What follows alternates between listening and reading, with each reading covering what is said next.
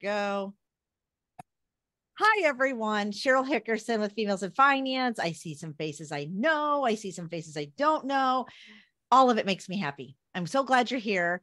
I've come Carson prepared. I have my Carson shirt on. Here we are. Got the Future of Finance is Female.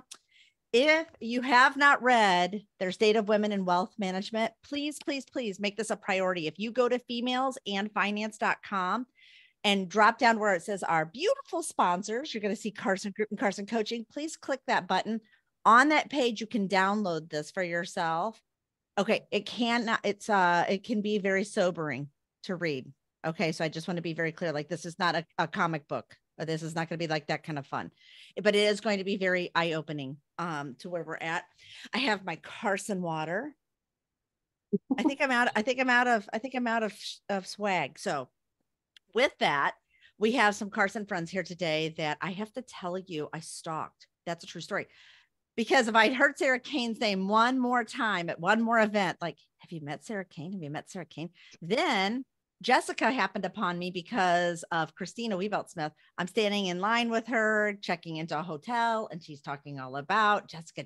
I'm like, who's this Jessica? And so Jamie Hopkins sends me a video one day of Jessica's, and I'm like, oh, I get it now. I get it. And I just want you to both to know, everybody I feel like knows Jamie Hopkins. If you don't, you're not really in financial services. He's everywhere. Okay. I always tell people, just look for the paper that has a sign like this and you'll see Jamie. Jamie said that you two might be the best coaches in financial services today on LinkedIn. So if it's on LinkedIn, it's true. So here we are. How about Jessica? Why don't you kick us off, talk a little bit about your background, and then you can introduce Sarah, and then away you guys go. And I'm just going to be back here to enjoy all of your pontification and ideation. Thank you for being here. Thanks. And I'm going to share too. So if you could give me, I think I have the ability. Do I have the ability to share? You do not, but I will give it to you. So hold Great. on one second. Fantastic. We're going to make you the hostess with the mostest. Right on. Thank you. I will go ahead and do a quick introduction and then I'll pass it to Sarah to do hers and start sharing in the meantime. So Jessica Harrington, I am one of the executive business coaches with Carson Coaching. I have had the pleasure of being at Carson since 2019, since Sarah stalked me on LinkedIn and found me on LinkedIn.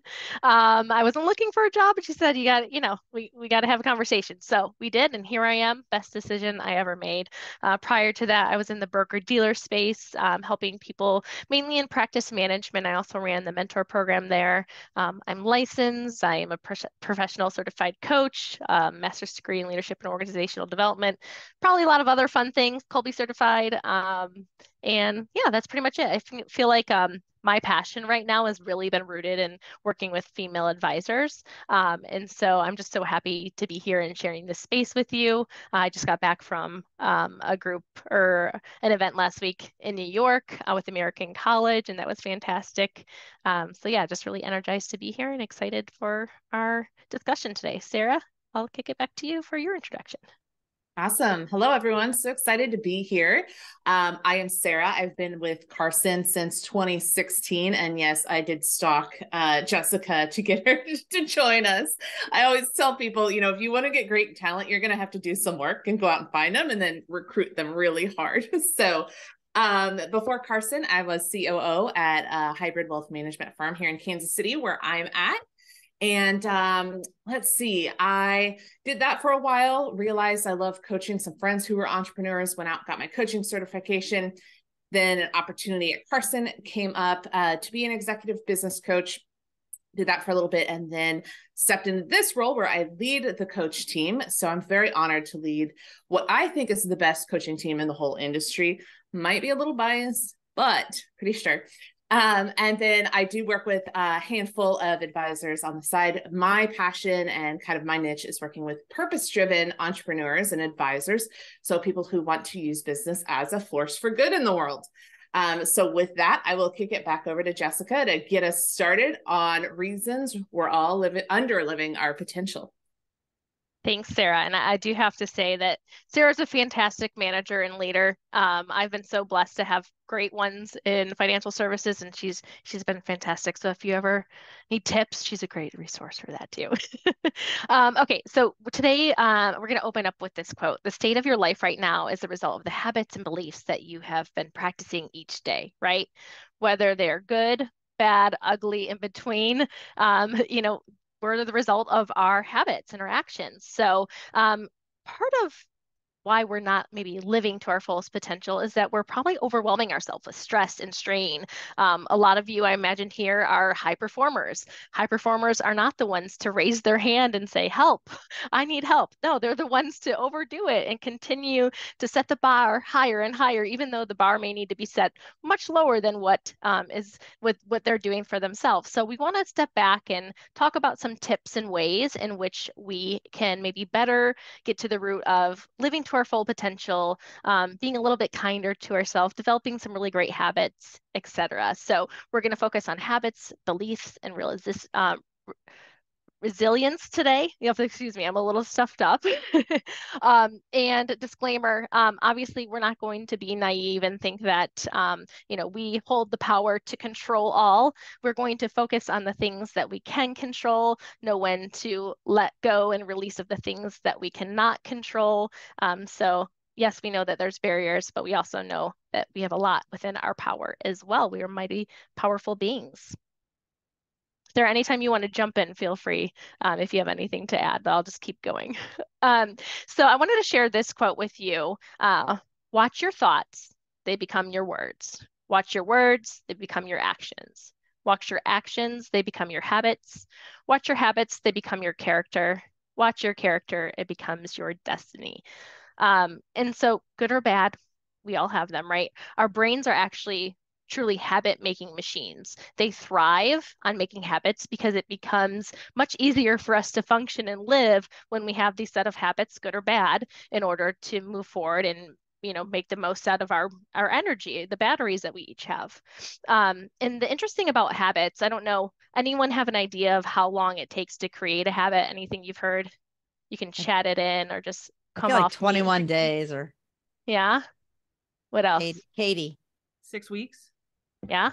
I've heard 30, I think. 3 Yeah. months. Yeah. So the most updated research that I've seen and that I think James Clear, if you're familiar with him, uses is 66 days for most people. And that's really can depend on the behavior. But I think for a long time, I was like, oh no, yeah, 21 days, I've got this. Like I can do anything if I can do it for just less than a month. Well, it's almost double that, right? And so it can take anywhere from really, truly 18 to over 250 days for people, depending on what that habit is. And so it's quite interesting. I think first and foremost, we need to step back and just realizing that we need to give ourselves a little bit of grace. If you haven't developed a habit in just 3 weeks, that's okay. That's actually like really, really overdoing it, right? Once again, you're probably overdoing it, being an overachiever. You don't have to have a habit developed in 3 weeks in order to be successful. You have much more time and flexibility for that. Sarah, anything you want to add to that before we move on? I would just reinforce that it takes time to build habits. And if you mess up one day or one time, don't think that, it's the end of the world. And we're going to get into that a little bit more. But the 66 days even is an average. Some can take even longer than that. It really depends on a lot of things, how long it takes each one of us to develop a habit. Really quick, can I want to add something too? Mm-hmm. When we think about that 66 days, think about our employees if we have them, and we got to give them a minute to learn something. Our children, we have an expectation in a couple of days, they got to get it down pat. And although I think their brains are probably faster than ours, they still need to catch up. I think there's an unrealistic expectation that, we've got it all figured out. It's just a matter of, whatever.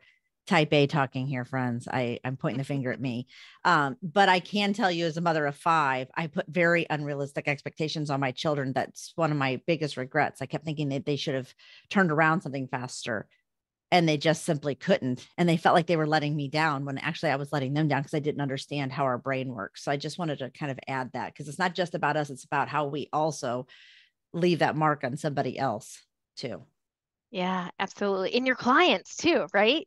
I mean, a lot of your clients probably come to you with some really bad habits that you need to help them and coach them to unwind. And so, yes, giving ourselves grace and space in order to know that it's not really quite possible for us to just snap our fingers and 3 weeks later wake up and just be all great. Another thing to throw in client-wise too would be that reminding your clients. I always really like to reinforce to the advisors that I work with that just because you've told a client you do something or help them in a certain way once does not mean that they have retained that at all, right? We need that repetitiveness. We need to be reminded of the basic things more often than not. So a quick little client tip there too, just you're in the space all day, but they're not always. So as much as we want to control things, we have to remember that in order to do so, we have to be really intentional, right? We want our habits by design, not our habits by default. So because our brains are looking to conserve energy as much as we can, we really need to occasionally step back and say, okay, what habits do we have? Check in with ourselves. What do we need to develop? What routines maybe need some shifting? And all of that is really part of this habit loop. And so what that means is it's taking a cue that then relates to behavior. We were talking about this before the call started, to a reward, right? So I'm going to take a simple one of a cue being an alert on your phone. An alert on your phone would then maybe result in a behavior of looking at your phone, which then automatically gives you the reward of taking a break maybe from something that you're doing. You're looking for an excuse and you've gotten the cue to take that break and disrupt what you're doing. So creating new habits really needs to focus on what are the cues, the behaviors you want to maybe shift and change, and then that reward that you're giving yourself in order for completing that. So thoughts, questions on habit loop? Is this new information for y'all? It's pretty generic. Sarah, anything to add here? I'd love to hear from the group. And you can either, chat it in or tell us what's, when you see this habit loop, what's an area of your life that you see this cue behavior reward show up for you? I feel exposed. How about that for honesty? Seriously, I'm like, uh-oh. Pain.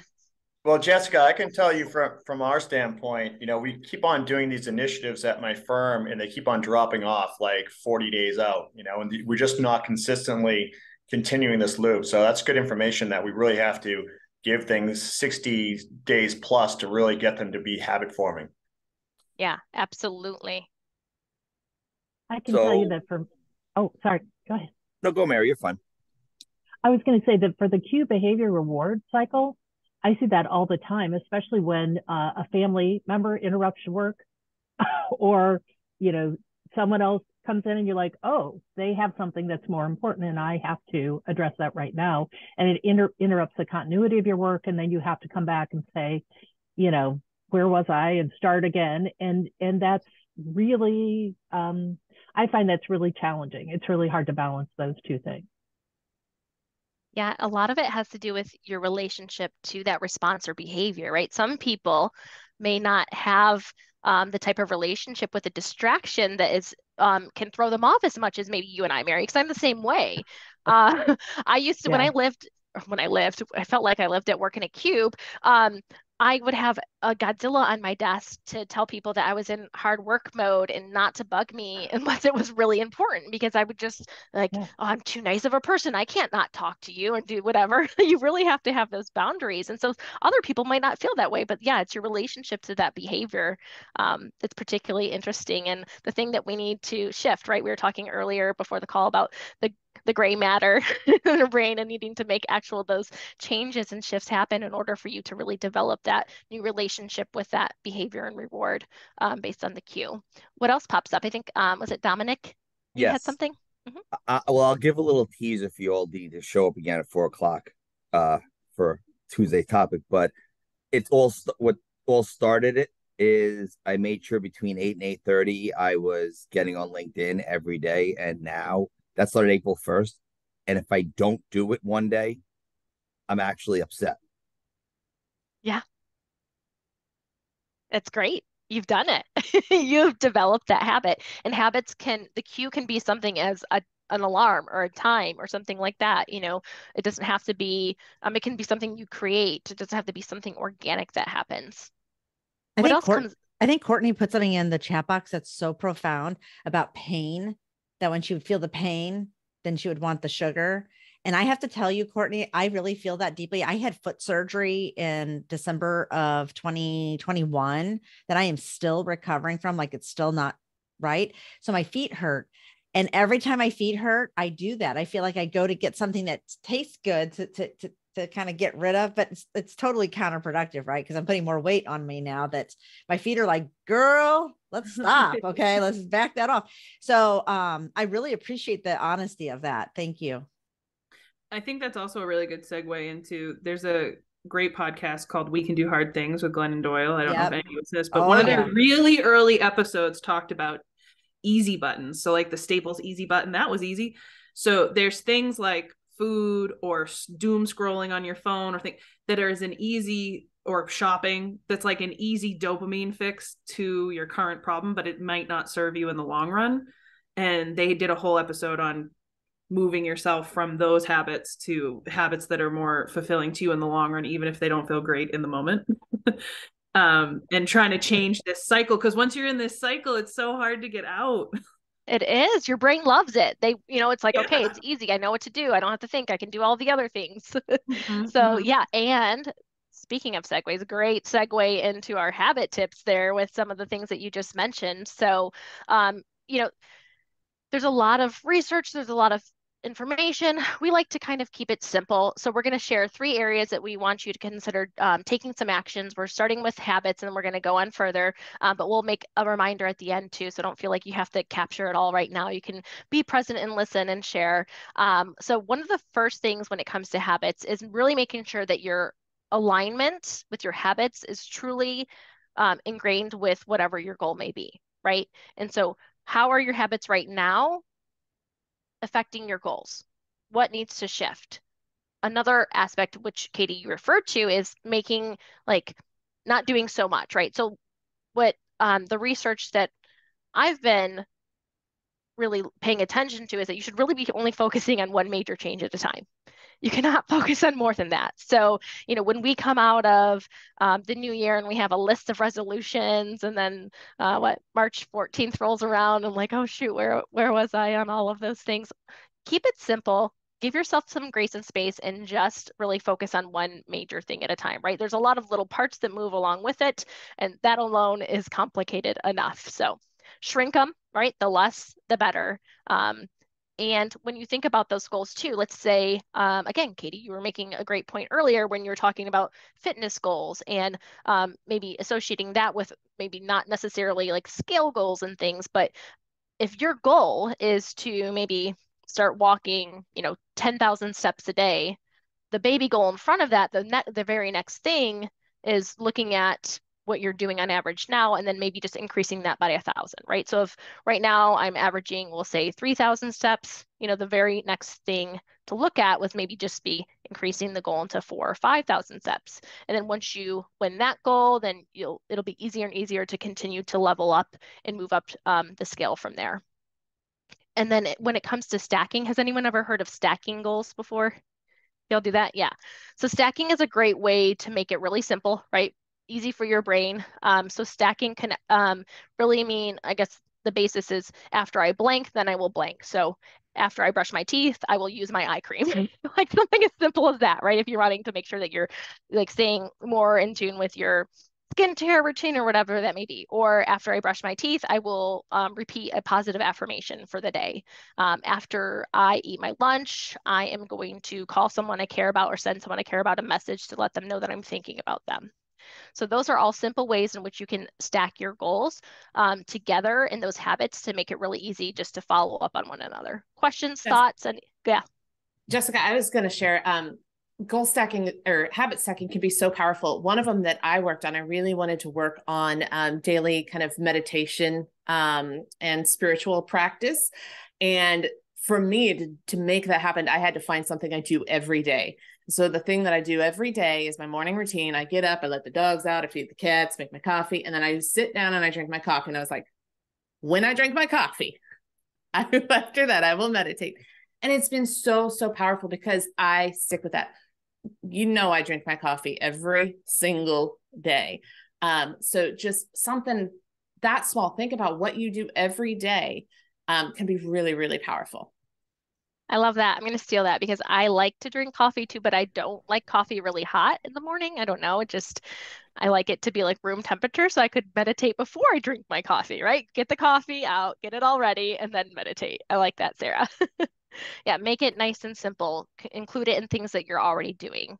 It's almost like a ritual, I would say, right? Yes. Like it just becomes this ritual. You just, this is what you do. And okay, I like this. I have a question. Do you find that sometimes, I mean, I guess this is kind of like the Stackham situation, but not consciously, because I find sometimes that if I make a certain positive habit, it leads to other positive habits. And they just give you an example, going back to like the fitness thing. When I go to the gym, which I haven't been to in a while, but when I exercise, I find that I crave kind of like healthier foods. Mm-hmm. Like my behavior changes, and it's not, and I've noticed it a couple of times. Like when I stop going to the gym, I start eating more like junk food. And then when I start again, and it's not a conscious decisions that I make, it just happens. So I wonder if, if you know of any like research or anything, or it's just weird old me.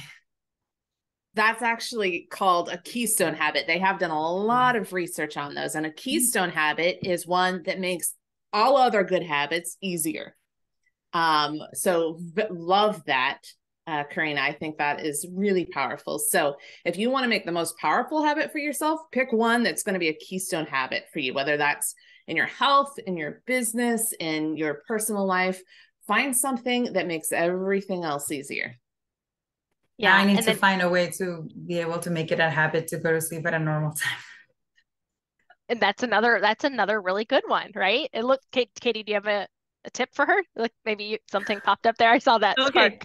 Well, I feel like I could butt in on this whole conversation way too much, so I'm trying to jump back a little bit. But the sleep, a few weeks ago, we were all sharing in another Females in Finance meeting that we were one of the things I was working on was a sleep habit. Yeah, we've done it, folks.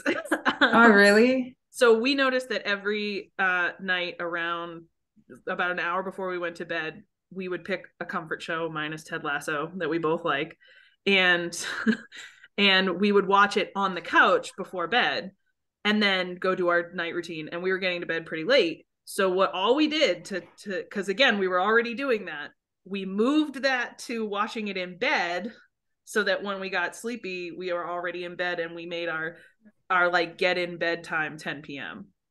and our wake up time at the latest 8 a.m., which I know sounds late to a lot of people who are early risers. We are not.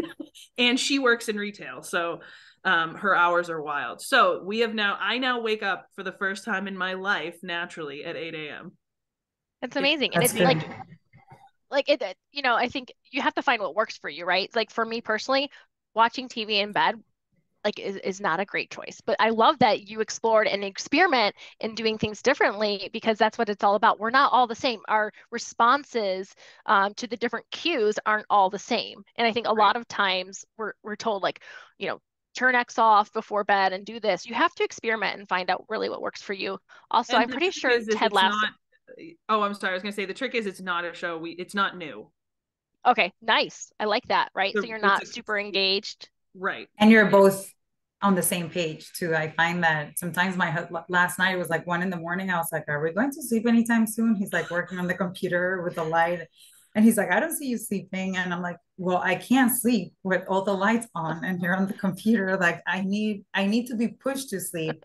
He takes off his glasses and he's out.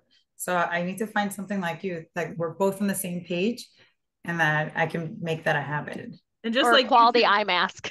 Yeah. And just like you two, we're naturally night people. So if we let ourselves, we'll keep all the lights on. I mean, we've built IKEA furniture at 2 a.m. I mean, we're just naturally, I don't know what the deal is, but we realized that wasn't serving us and we had to do something. Oh gosh. Also, melatonin is truly involved in this process, in case anyone was wondering. Yeah, so there's a ton of different sleep tips out there. I would say experiment, see what works for you. Don't just think that just because one way isn't the way for you, that there's not some other resources out there available. And I think Ted Lasso, the new one, starts today, if I'm not mistaken. So super She's encouraging it. She's encouraging it. So you can't watch that tonight though, Katie. Okay, so the next one I think, which is, oh, there we go. Yeah, we're big Ted Lasso fans. So about the keystone, a great way to start with a keystone habit is thinking about doing it for 10, right? So if we'll take fitness because it's just a super simple one, is instead of like, okay, I'm going to go to the gym for 45 minutes or an hour, I'm just going to go work out or do something for 10 minutes. Just keep it simple. Just do it for 10. And then if you feel engaged at that point to keep on going, right? You certainly can. But you're really only committing yourself to 10. And if you only do it for 10, because that's a commitment, you don't feel bad about that. You've done it for 10, right? And so you allow yourself to build up that confidence of you sticking with your habits. Again, great tip there for the keystone ones, especially because the keystone ones can maybe feel a little bit bigger as well.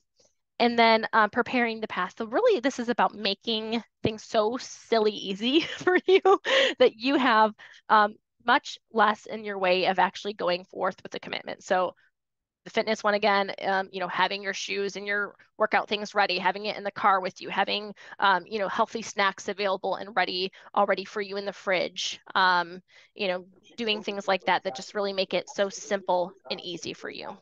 And Jessica, that relates to the fact that decision fatigue is very much a real thing, right? 100%. Yes. Decision fatigue, especially, in a lot of different roles, but I think, depending on your role in the business, you probably have so many decisions if you're, the business owner or not. There's so many decisions that you have day in, day out, that making everything as simple as possible. That's why, you'll hear like some people will only wear blue clothing or whatever that may be. Again, it's not that you have to do what everyone else is doing. You have to find ways that make it simple and easy for you, in order to make it work for you and define and improve that reward response for yourself. Is there anything to add before we move on? I don't think so. All right. So action item here. So we're going to habitize our goals. Again, I'm going to review some of these quick tips here. So pick just one major goal, just one. Choose that goal and make sure that there's alignment with whatever your desired state or outcome is. Keep it simple. Stack it when possible, get very specific, and remove as much gray as possible from it. So if I want to eat more healthy, that's pretty vague still. So what does that look like? Do you want to have salad every day for lunch? Do you want to make sure that you have, 5 servings of vegetables every day? Get very specific with it. Make your commitments very small, especially at first. So 5 to 10 minutes. Find your motivation and excitement around the goal. Why is it important to you? It's really important that when you're creating habits, it's things you actually want to do. So you have to kind of dig deep sometimes and hype yourself up for what's so important about that, what your life might be like when you achieve that goal. And then making it easy, again, just simplifying it, making it so silly easy for you, and making sure that you celebrate and track your success too. So whether that's, in your journal that you have a star every day that you've met whatever X goals, or sharing it with a friend, make sure that you're tracking and celebrating all of that along the way. So I want to jump on that one. Hold on a second, because this is a big one at Females in Finance. For those of you who come to meetings with me all the time, how many times do I say to all of us, we must celebrate the wins? Because too often the members say things that sound like this, and you're going to laugh, but I promise you it's true.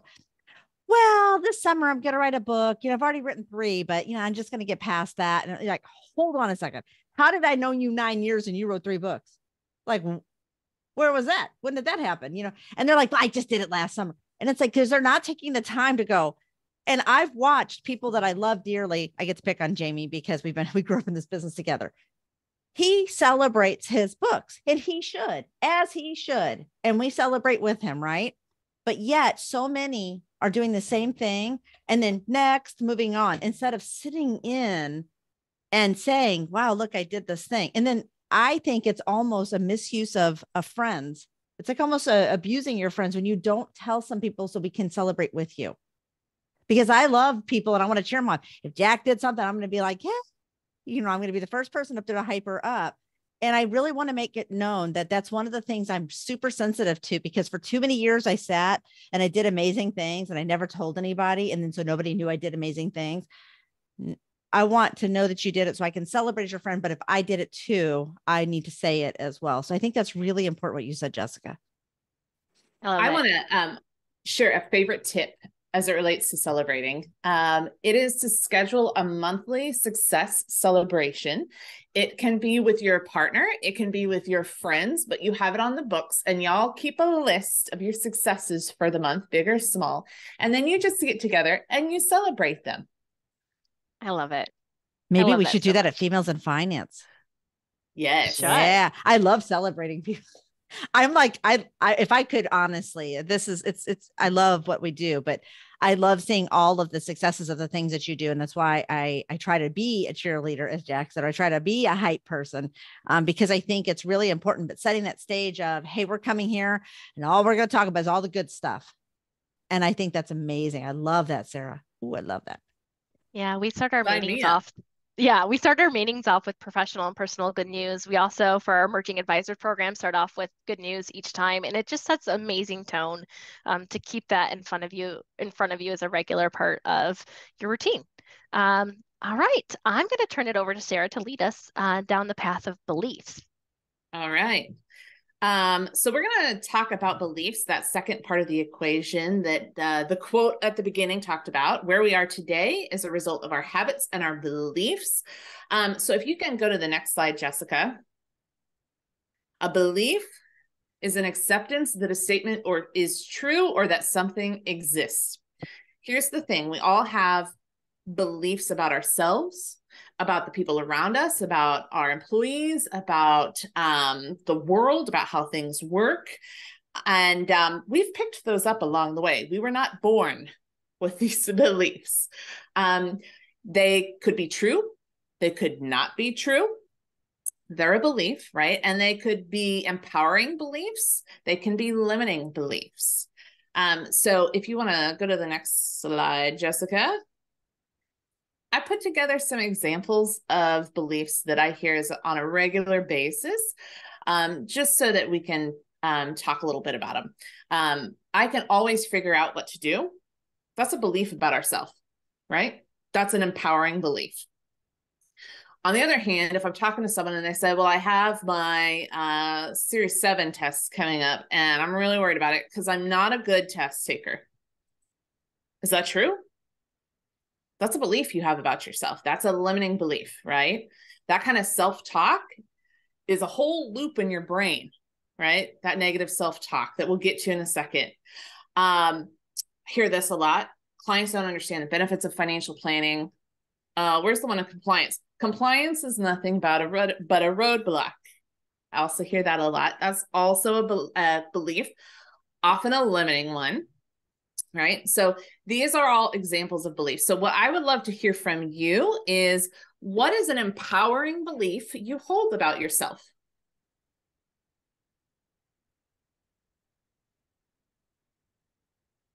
I'm going to go. Every day, I am kind. Yes. You are kind, Cheryl. I lead with kindness in everything that I do. And it's a choice, just so you all know, because I have a real side of me that people say, no, it was an actual active choice I made about 5 years ago, that everything I do with kindness now. I love it. What else? Jack, come on. No, I was trying to get my mute off. I couldn't wait. I was waiting for you the whole time. I thought she's going to go. What's up, girls? And Jeff. And I'm missing somebody here too. Dominic. Dominic, hey. So as you can tell, no matter what, I try to wake up with energy. I believe I'm passionate. I believe I'm intentional. And I believe that I have purpose. So I wake up with those beliefs every day. No matter what comes my way, I say I'm passionate, I'm intentional, and I'm a woman of purpose. Love it. Yeah. Church for work. There it Come on now. That's it. Love it. What else? What are some empowering beliefs you have?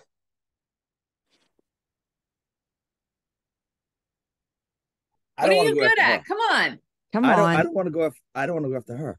That was well, no. See, you got the one that compliance is nothing but a roadblock.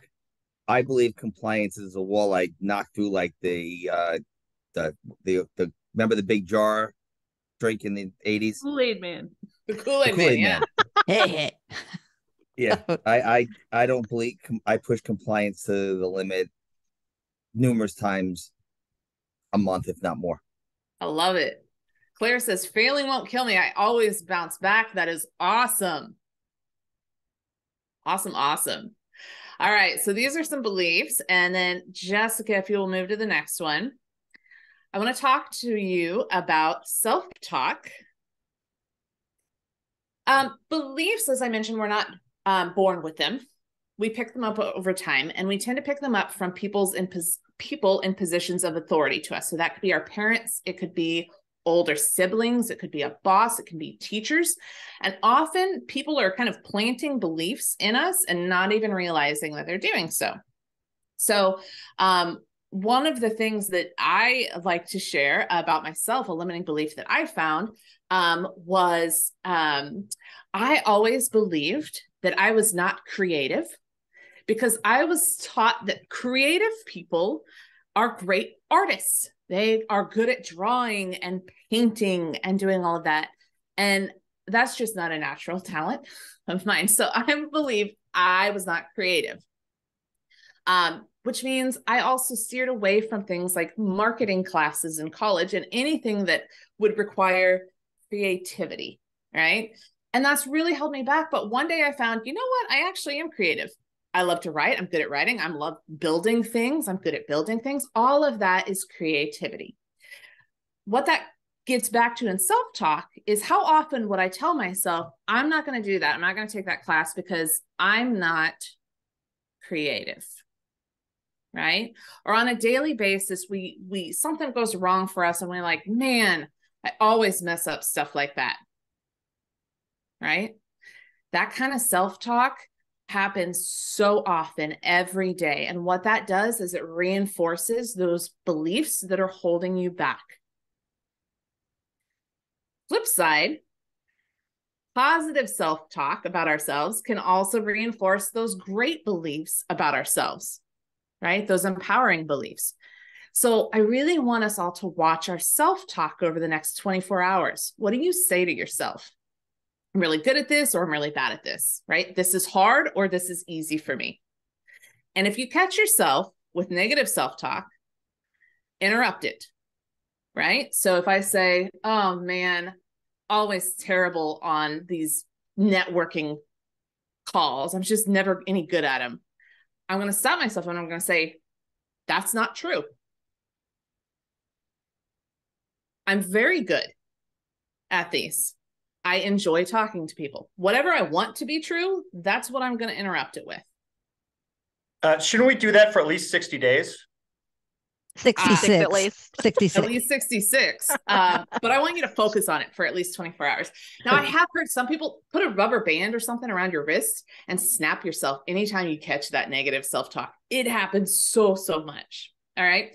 So self-talk can be good or bad. I want you to watch it. All right. And then moving on so that we have time. Your action coming out of today is to identify your limiting beliefs. So sit down and think about, what are those beliefs you hold about yourself that could be holding you back? Maybe it's, I can't be as successful as I want to be because that would require working 80 hours a week, and I don't want to work 80 hours a week. Well, is that really true? Now, I know people that are very successful that are not working 80 hours per week, right? So identify those beliefs that you hold that might be holding you back. Any limiting beliefs that people have that you know you have and want to work on?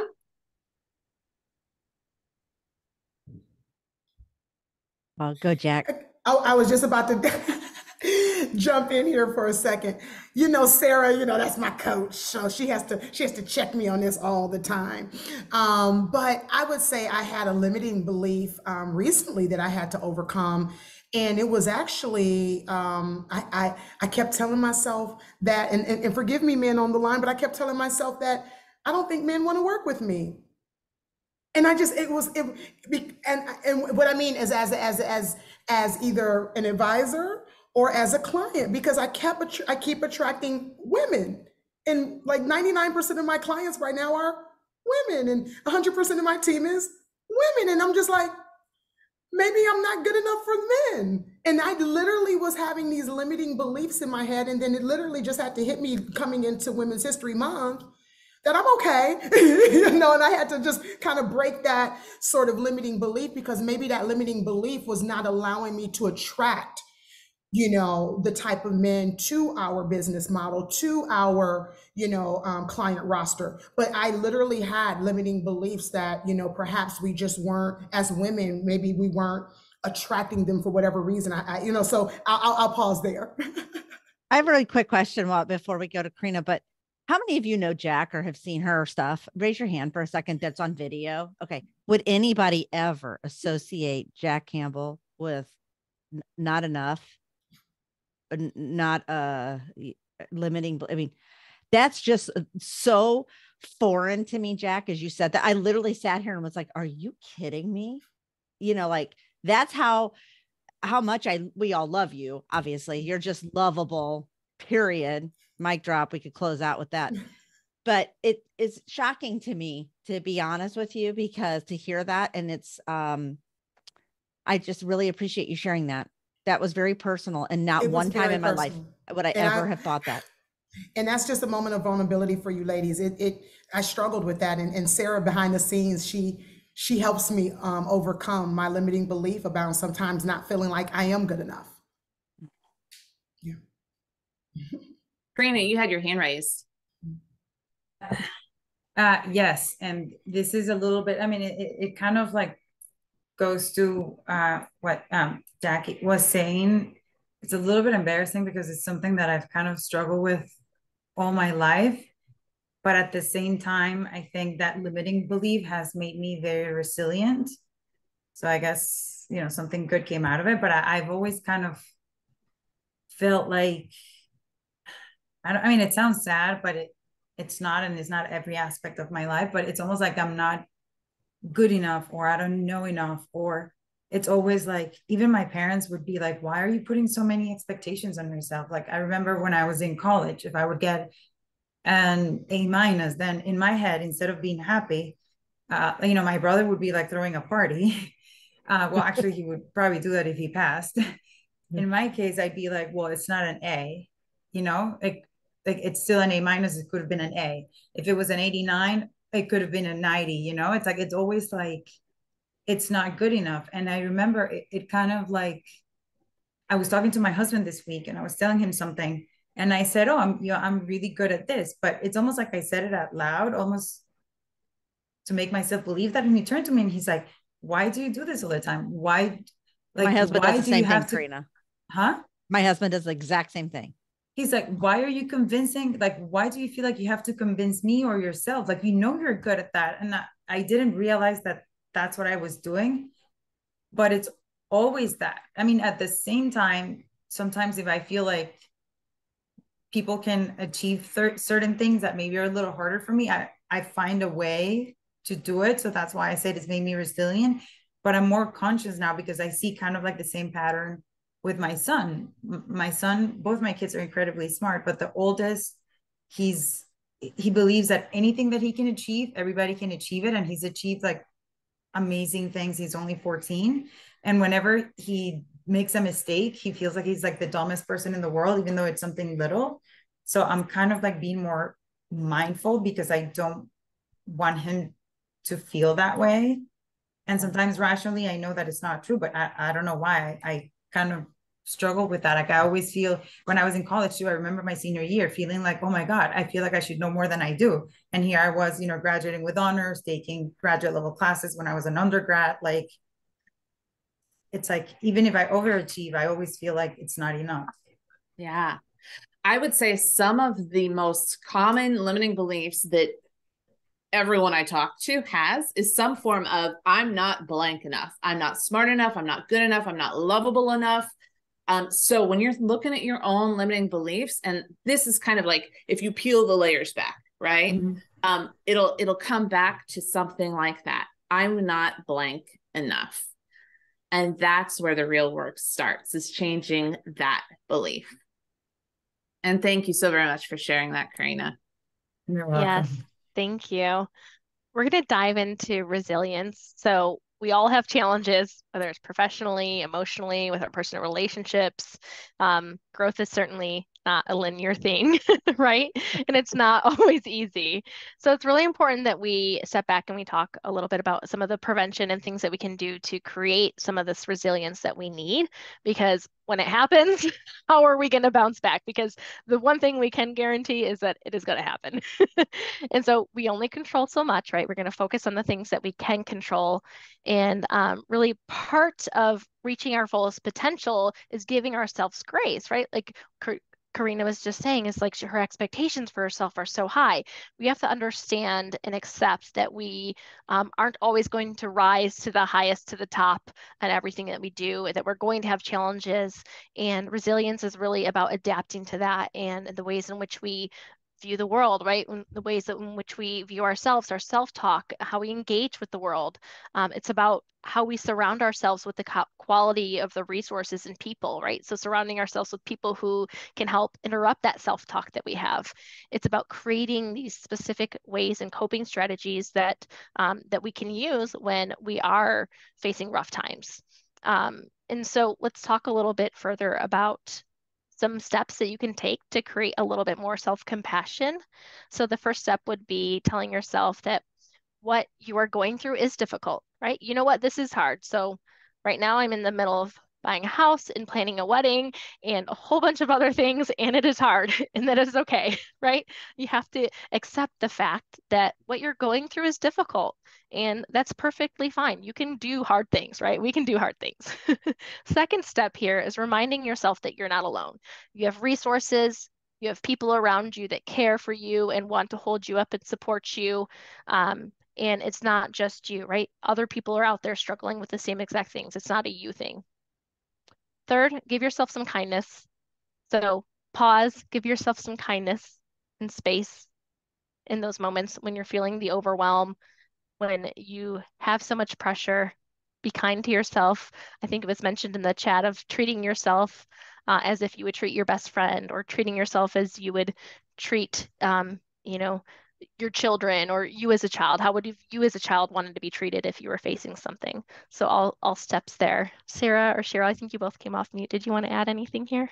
Well, this is a really big, I never thought of myself as being resilient until my friend Carla, who's one of our members in Females in Finance, she said, I made something, I'm sending it to you. Let me know when it gets there. And I thought, okay, I don't even know what that means, but I have to tell you that other people, Females in Finance, have seen this, but I want to show this because it's what it says. So she's got my name. She crocheted this, by the way. Oh, so anybody wow. gets, so there's my name and a butterfly, but that's the part, it's this. And I broke down in tears, which I oftentimes do because I love people so much, but it says, she said, this is the word when I think of that word, your name is like right there. And I'm like, never would I have said that about myself. So the self-compassion, I have this, and that's why I walked away for a second and picked it up, because I have it where I can see it every single day, because I'm doing hard things every day. And just seeing that word resilient, I get up and go, I can do this. And if the older people here, I'm like, I can make the donuts. It's time to make the donuts. I can make the donuts, whereas before I'm like, oh my God, you have to make donuts today. How do you make the donut? Now I can do hard things, but it wasn't until I had like a reminder where I could see it. So I know it sounds kind of corny to be able to see these things, but I really think it's powerful. Yeah, I just wanted to add, I know, especially for high achievers, sometimes we look at something like this, these 3 steps, and the idea of self-compassion, and we think that's fluffy and I don't need to do it. This is research backed, friends. This helps us do more, be more, make the kind of impact that we want to make on the world when we can practice that self-kindness, that self-compassion. And it's seriously as simple as these 3 steps.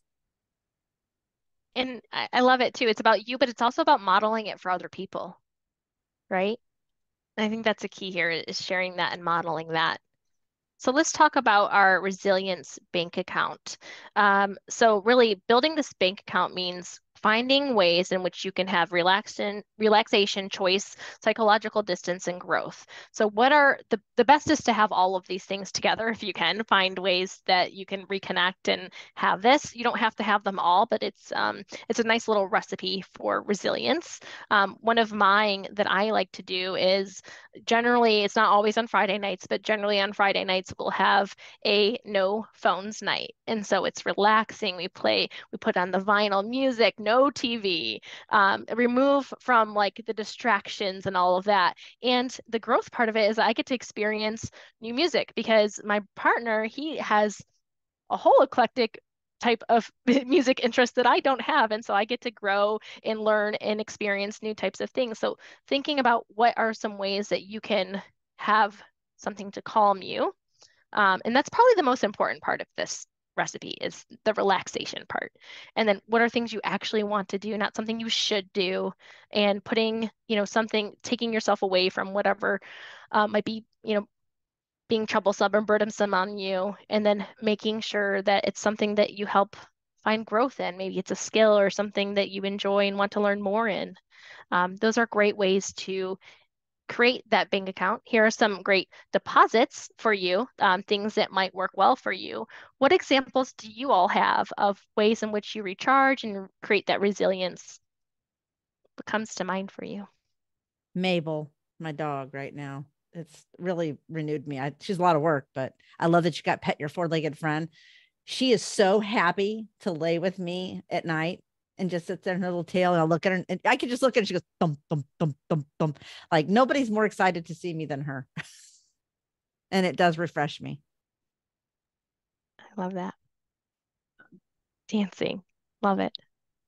Not just working out, but lifting specifically. It's been a huge confidence builder. Yeah. That progress, right? Having it be about something other than maybe what had you start in the first place. And if I can pick up X amount, then I can certainly send this email or call this person. Right. It sounds silly, but it really helps. Oh, yeah. Yeah. Oh, dancing with jacket industry events. Yes. Awesome. Well, I encourage you to think about some of these things that you can do and you can incorporate into your life. This might feel like a big ask, but the action step here is to help you do 3 of these things a day. What are 3 things that you can do for yourself a day? It doesn't have to be huge. It can be small, right? It can be listening to your favorite song when you brush your teeth, like whatever, something simple, just simple ways for you to increase that resilience for when you are stressed and you have a lot on your plate, that you have the capabilities and abilities that you've treated yourself really well, that you can handle that more effectively than you would have done otherwise. Before we move on to wrapping up, Sarah, anything you want to add? Yeah, I would say on this, again, this is research backed. This is not fluffy. I like to have a list of things that bring me joy, those things that are going to be deposits for me. And if I feel like I need an extra one that day, I can choose something from the list. It really helps when you're feeling stressed to have a list to pull from and not have to think of something off the top of your head. Yeah, because that's another thing you have to do on your to-do list. Now I have to think of things to make me less stressed. It's stressful. Yeah. I love it. I love those little reminders, or even scheduling them in your day, walking around the block at lunch or, whatever things, put them on your schedule them. You deserve it. So, all right, we're going to wrap here and we'll have maybe a minute or two for a couple of questions, but action items for today are habitizing your goals, right? Let's make it simple, make sure that they're in alignment. You can just do it for 10. You don't have to do it for 50 or whatever that might be. Identify those limiting beliefs, make sure that you're being aware of those and that negative self-talk, and using those limiting beliefs and flipping them, right, to what you need to be believing. And then making those 3 deposits every day.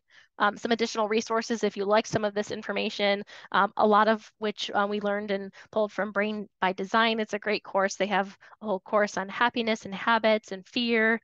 Atomic Habits is a great habit book if you haven't already listened or read that. Mini Habits is a great little site with a lot of tips as well. If you're interested in Carson coaching, we do meet monthly for our Tuesday morning advisor coffee chats. It's a lot of fun. It's coach led. There's different topics each month and everyone's invited. Sometimes we'll broadcast those out live on social media. Otherwise, you can find information on LinkedIn. Cheryl, of course, does a great job of inviting folks to that. So you'll oftentimes see that in her email. If you're interested in working with a coach yourself, we do have a relationship with Females in Finance where we'd love to offer you a 20% discount for coaching, whether that's executive business coaching or some of our fantastic online resources as well. And we'll pause here if anyone has any questions, or Sarah, if you have anything you want to add before we wrap and turn it back to Cheryl. Well, you know that we're coaches, and so we're all about commitments. So I want to wrap by asking all of you, and you can chat it in or tell us, what do you want to commit to doing coming out of today's call? And I'll be sure to share it with you too. We'll awesome. I love it. They know I'm big on accountability. They know. They know. All right. I'm seeing resilience bank deposits.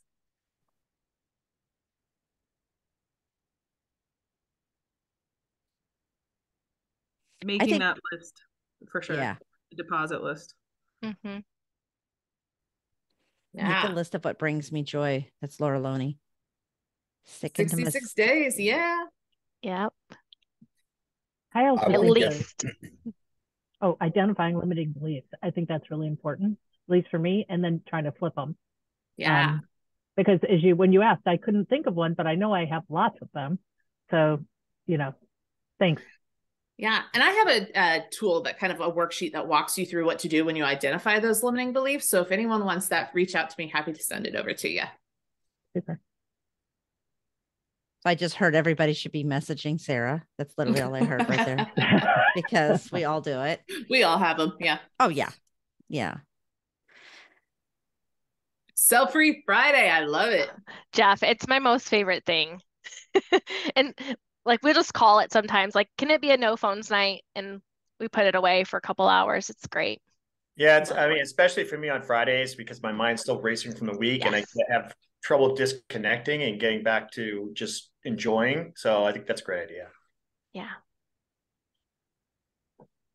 It's funny the no cell phones speaks to I'm not religious, but I don't know if you're all aware that in Judaism, Friday night until Saturday sundown, you're supposed to use no electronics, no cell phones, just enjoy time with your family, no work and all that. So I'm Jewish. It kind of spoke to me, even though I'm I don't do that. I'm too attached to, I guess, the electronics, but we do try to spend it together as a family. But anyhow, just a little anecdote. And it doesn't, right? That's the beauty of keep it small. It doesn't have to be all of the things. There might be one little small shift that makes a big difference. And then maybe you add another one later on. Good. Oh, the celebrations with friends. That was a really good one. Yeah, I like that one too. And Sonder. Awesome. All right. Well, I think we're coming up on time, so I want to make sure that we respect that. Cheryl, I don't know if you have any closings.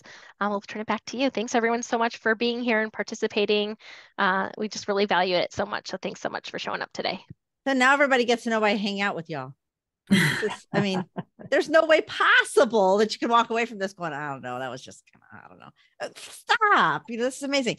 And I cannot stress enough. Please go to the Tuesday morning advisor coffees they are phenomenal. Anna does a wonderful job of moderating, making sure we're staying on point, and then all of the coaches, and you get to meet new people, and just everything there's great. I think that one of the things I'm going to do is start making certain when we do our round robins on Over Networking, and they know what that means, is asking you to tell me something positive. Tell me something good that's going on. I literally just sang that song in my head when I just said that. But Jack laughed too. She's like, yeah. But I think that's where what we need to do is that self-talk, by the way. I think one of the things too is we think of it as out loud talk. It's the quiet talk. So that counts too. So, because we'll sit there and say like, in your head. Oh, the chatter. We're our best friend. Yep. We're our own best friend. Yeah. We got to live with us forever. So we know each other very, very well. And I don't know. One of the things I want to end with is this. Zanelia Harris. Anybody knows Zanelia? She's one of my friends and I love her.